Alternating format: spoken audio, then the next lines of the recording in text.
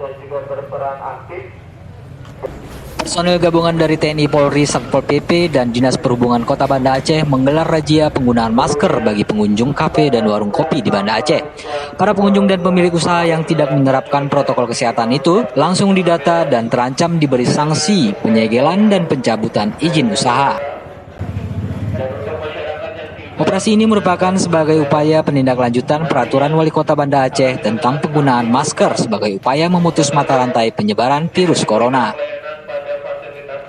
Dari operasi yang digelar tim gabungan di sejumlah warung kopi dan kafe di Banda Aceh ini, masih banyak para pengunjung dan pemilik usaha yang mengabaikan protokol kesehatan yang telah dianjurkan pemerintah, seperti tidak menggunakan masker, membatasi jarak duduk bagi pengunjung, menyediakan sarana cuci tangan, dan melengkapi hand sanitizer bagi pengunjung. Tidak mengenakan masker, langsung didata dan kemudian diberi pengarahan untuk selalu menggunakan masker saat beraktivitas di luar rumah. Jika kedepannya para pengunjung masih membandel, akan terancam penarikan identitas kependudukan serta tidak diberikan pelayanan pada fasilitas publik. Sementara itu, bagi pemilik usaha terancam disegel dan dicabut izin usahanya jika tidak menjalankan protokol kesehatan seperti yang dianjurkan pemerintah Kota Banda Aceh.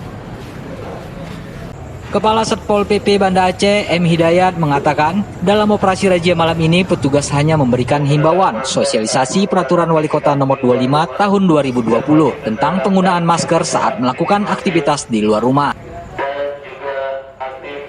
Dan di dalam peraturan Wali Kota itu juga ada sanksi yang kita ambil. Yang pertama itu teguran lisan, yang kedua teguran tertulis, yang ketiga kita akan melakukan penyegelan, dan yang keempat kita akan cabut izin usaha mereka.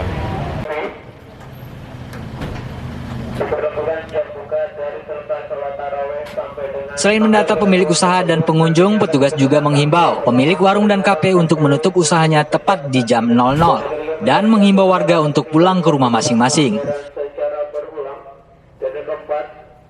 Dari Banda Aceh, Tim Liputan Habat TV. Wajib tentunya memberikan informasi.